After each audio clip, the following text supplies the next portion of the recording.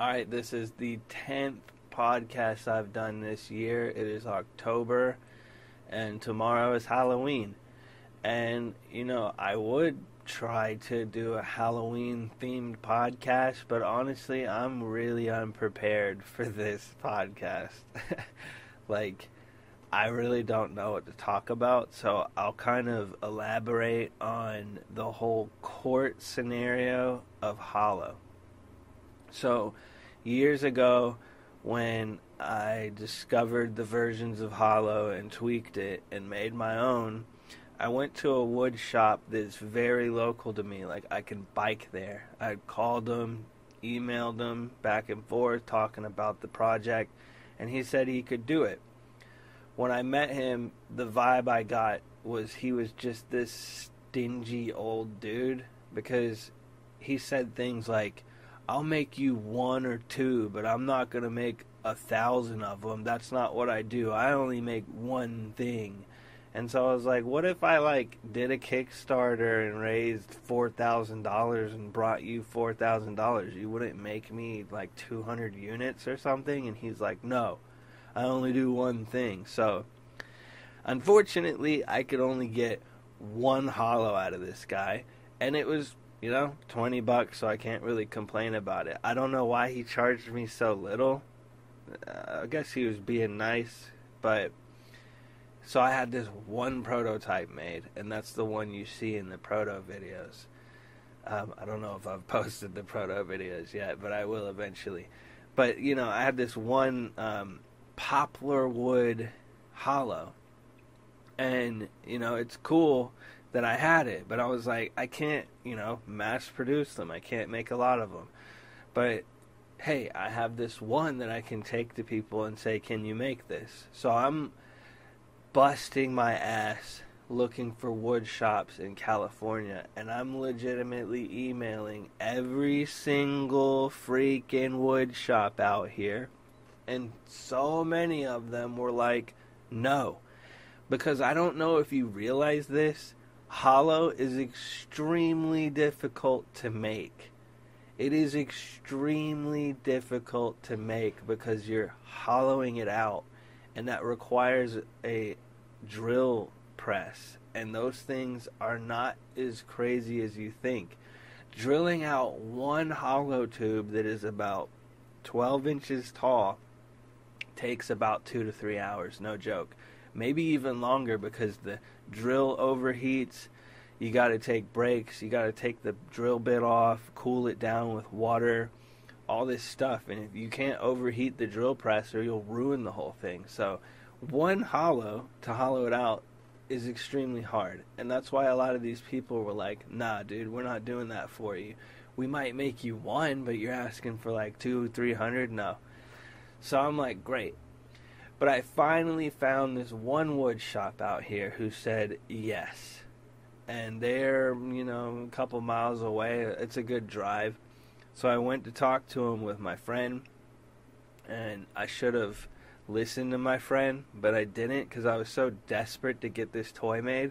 Holo is freaking dope. It's it's the funnest kendama toy I've ever touched. And that's why I busted my ass making it. It's like, I was blinded because I just wanted to get these things made.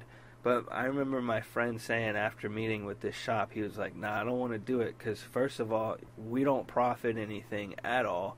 And this guy seems to be, pushing you around. And I was like, whatever, dude. I'm only trying to make 12. Right? So I was so desperate that I was like, I don't care if all I have is 12 units when I launch. This toy needs to be made. So the guy was like, yeah, for for $1,000, I can maybe make you 12 to 16. And so I'm like, okay. And he's like, we could do 4 different woods. And I'm like, all right. He says that he can get them made in a month or so. So I'm like, okay, cool. You're saying around $1,000 for 12 to 16 of them. Again, very hard to make, very expensive. So if anyone out there is like, why are his Holos $45? Bro, they should be way more than that. Just trust me.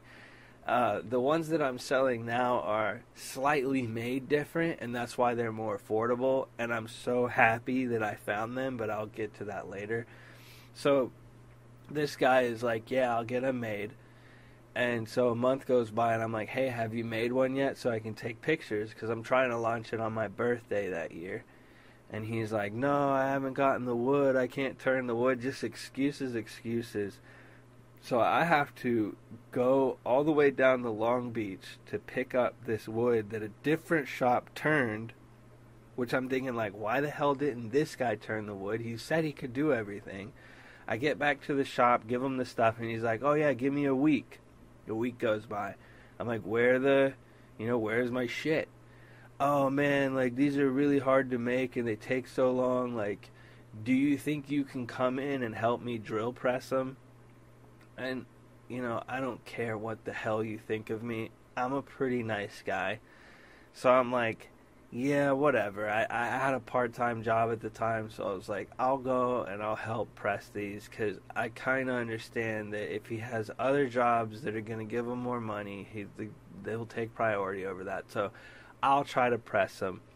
I literally went to his shop so many times, and he was like, I need a new drill bit. I'd buy him a drill bit. He's like, I need an extension drill bit so that we can go through the whole tube. So I'm like, all right, I'll buy an extension drill bit. He tells me it's the wrong kind, even though he confirmed it. I'm like, what the hell are you doing, dude? Like, you're the wood shop owner. I'm not a wood shop owner. I don't know what the hell to get. Why aren't you just ordering it? You told me you could make these. And at this point, it's like 6 to 7 months later. I already missed my deadline. I have to plan for next May. I'm still looking for factories in different places to make them. I'm emailing so many places saying, can you make this toy? Getting no all the time. And so this guy, I just hit a wall with him, and I'm like, I'm done, dude. Give me my wood back.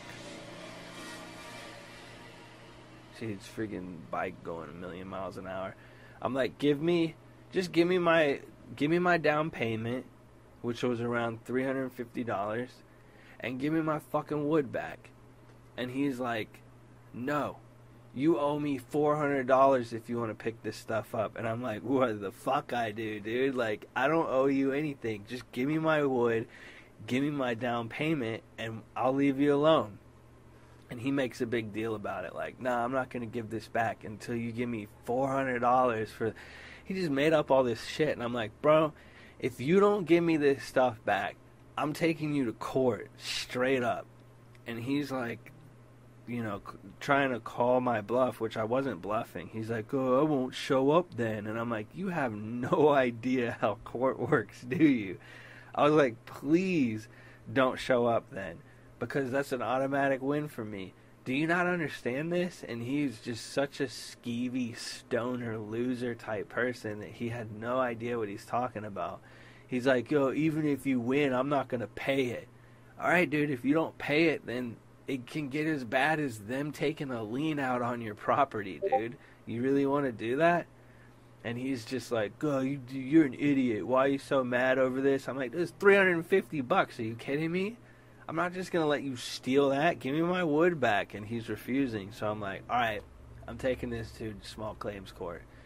And I filed for it February last year, I think. I don't remember when I did it. If it was February this year or last year. It's probably this year. And it took a really long time to get through. I had to serve papers to him, which is like telling him he has to go to court. And I did the whole shebang, and, I'm stubborn. The only reason I'm doing this is because of the morals, It's like, be a human here, dude. He's completely being an asshole trying to steal my money and telling me to screw off like it's nothing. He's like, oh, it's just $350, dude. Just forget about it. No, I'm not forgetting about that. You owed me this. I had text messages of him saying they'd be done in a month, and then all the evidence I had basically proved him to be incorrect. So I gathered all my evidence. I filed for small claims. It's not $1,000, but it's the sum of what he owes me.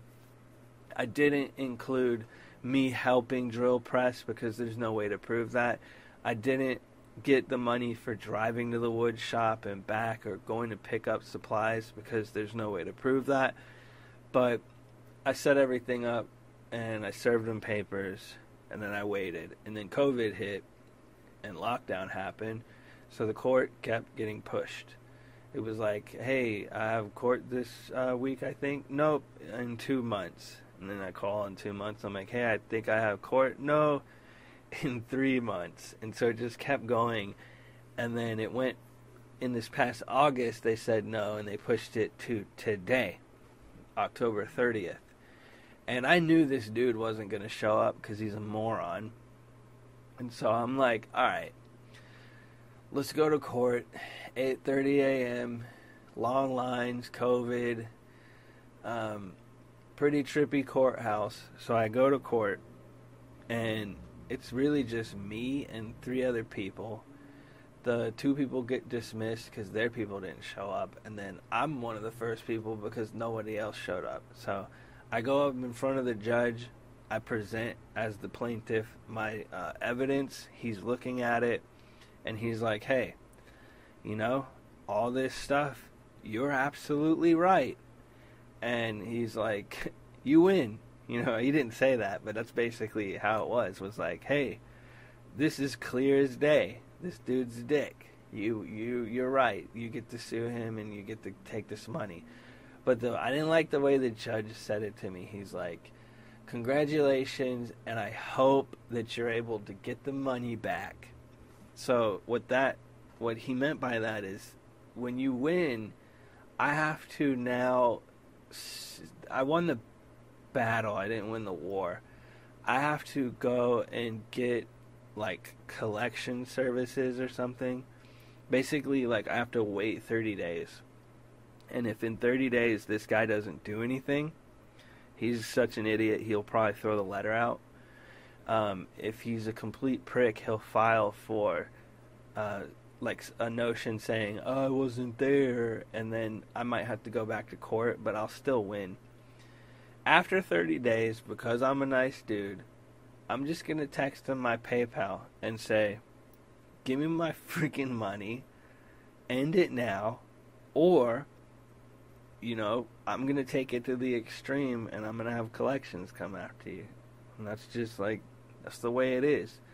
I've had people tell me that I'm an ass for going to court for things like this, but it's like, no, dude. You know when somebody wrongs you. If you go to the store and you give Best Buy $20 for headphones and they don't give them to you, that's wrong. I mean, I'm not saying Best Buy would do that, but it's like, come on, they're clearly trying to steal from you. So, all this crap going on, during all this shit, I'm still looking for factories anywhere. I'm emailing wood shops in different states. I'm contacting factories in different countries, and I'm just like, can you make this? Well, like every toy, when you invent a toy and you want to make a toy, you have to search outside of the box. So I'm looking for wooden wine holders, because they make wooden wine tube boxes that you can buy. I'm looking at wooden tube sunglass holders, and I'm hitting up these factories and I'm saying, hey, like, can you take this tube you make and just make it a little bit thicker and put some spikes on it? And a lot of the people are like, oh yeah, we could do that. You need to order 500,000, or like some of the lower end ones that are still out of reach are like, yeah, we can do that for 2,000 units. And I'm small. I'm still a small company, you guys. I don't have the ability to buy 4,000 units of something, let alone know if I can sell those. You know, since I've launched Holo, I haven't sold that many. And it's to be expected with my company and my niche toys. Like, these are toys that are brand new, and for whatever reason, people are scared of brand new toys. doesn't make sense to me because I love new toys. It means new tricks, new learning, new discovery, and I don't know how other people don't see that. People just gravitate towards things that have been the way they've been. Like, everyone loves kendama. Hey, look at this company who's put out the 50 millionth kendama that's the same as everything else. Hey, check it out. I made a yo-yo that's the millionth yo-yo ever made. Guess what? It's the same as all the other ones. I don't get it. But I've learned through experience that people are not too prone to getting or trying a new toy. So, hey, I'm not mad about it. I've sold a handful of Holos and stuff. Not mad about it. I expected it to be this way.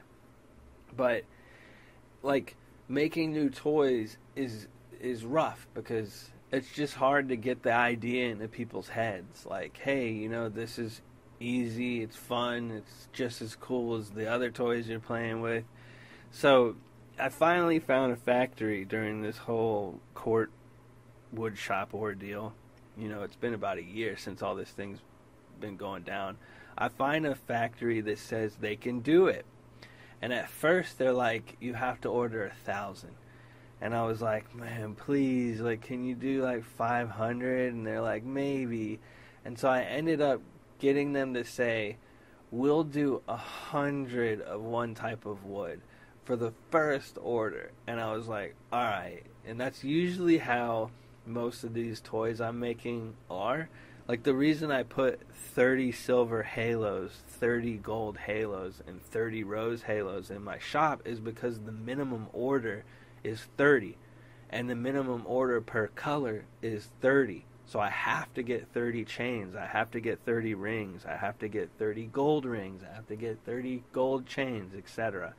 And so for Holo, it was the same. It was a different factory, but I'm like, hey, okay, I want pine and paulownia because those are pretty good wood choices out of what they had. They were trying to convince me to do plywood, but I was like, dude, no one wants plywood. It looks terrible. Just go look up like I don't know if they have plywood kendamas, but they're not too good looking. They look like really weird. And so I got them. I convinced them. Even to this day, it was hard because I was going to launch on my birthday and do a Kickstarter, but it just didn't work out because the person I was talking to left, and then I was scared. I was like, crap, now I can't make my order. I can't even get the 200 I wanted. But they ended up doing it. It was this weird situation where, like, the person I was talking to quit the job, and then someone new replaced them, so I had to go through the whole, like, can you do the 500 to 200 thing? But I ended up doing it. And I wasn't able to do the Kickstarter because they couldn't, make a new order because of the employees switching around. I don't know. It was just a headache. So I'm like, at least I can order the Holos. That's good. So I put them out, This toy has been a giant headache for making it. And don't text me, bruh. Don't text me during my podcast, okay, bruh? This toy has just been really difficult to make. Like, in all aspects. Like, actually producing it, getting it into my hands, packaging them is pretty difficult. Like, I still have a good chunk, and I highly recommend checking out Holo because it's extremely fun. But I hope people out there understand how much work it is to make a toy. Like, here's an example. I have several new toy ideas that I've been trying to make, and it's a back and forth with the factory. No, can you change this? Can you do this? What about this material? Can you change that a little bit? Trying to make it perfect. And since January of this year, if not before then, I've been trying to make a new toy. And I'm almost ready to order, right? It's taken 9 to 10 months to almost get to the point where I'm like, hey, yeah, I'll order it. So right now they're in a position where they're trying to set up the quotes for me. And if it's all good, then I can place my order. And then let's say maybe 6 months from now, a new toy will come out. But that's how long these things take. And there's so many headaches that arise. And I just wish people understood how hard it is to do a toy. Like, people think, oh, he just got a package of them. They'll be out tomorrow in the shop. It's like, no, dude, I've got to take 800 photos of it. I've got to put a GoPro on my head and film and make like 60 Instagram clips, 30 edits for YouTube. I got to do promotional things before I even launch it. I know that I could launch them just as is. Like, I have fingerboards that I need to put out, but I'm OCD and I need that commercial. I need those clips. I want to be prepared before I put it out. That's the next thing that will be coming out is fingerboards. I know it's taken a while. Many reasons for that, but doing this is tough. But it's something I love to do. I like making toys. I love skill toys. I love juggling. I love object manipulation. I love flow arts. I love play, whatever you want to call it. And all I really give a shit about is making toys so that people can enjoy something new and different. So I do have things in the works like yo-yos and toys that are pre-existing, like fingerboards. Like, those are in the works, but my main focus is bringing brand new toys to the market because I'm just kind of over all the things that are out there. Like, I've played with everything. There needs to be more, right? Am I right or am I wrong, eh? You know what I mean, bruh? There needs to be more fucking toys. And my job in this world is to make more fucking toys. And that's what I'm going to be doing. So, you know, this is a short podcast, but I just wanted to explain the court situation. It's kind of over. I won. We'll just see if this dude pays up front or gives me a hard time about it. But, yeah, I beat his ass in court because I had all the evidence on my side. So, I mean, I always tell people, if you feel like you've been legally wronged, you're probably right, and you should look into it. Either look into small claims court or look into a lawyer who does contingency or something. You know, people say I can't afford lawyers. Well, then look for one who will only get paid if they win. Like, there's lawyers out there who will say, hey, we could win $3,000, but I'm going to take $600 of that from you. Fine by me, dude. Like, you just have to do a little research, and you'll find people like that. Again, I don't see anything wrong with it. I don't fight battles unless I know I can win. And clearly, I knew I was going to win because, like I said, all the evidence stacked against him. So, yeah, that's the end of this podcast. I know it's short. I kind of need to get this out before the 31st so that I can post it on the 30th because I'm OCD. And it's got to be on an even number at the end of the month. So this is the 10th episode of my podcast. I hope you guys enjoyed it. I don't know if anyone listens to these things anymore. I kind of committed to doing this, so I've got 2 more episodes, November and December. I will still make podcasts in the future, but I probably won't, have deadlines for them. But, yeah, like always...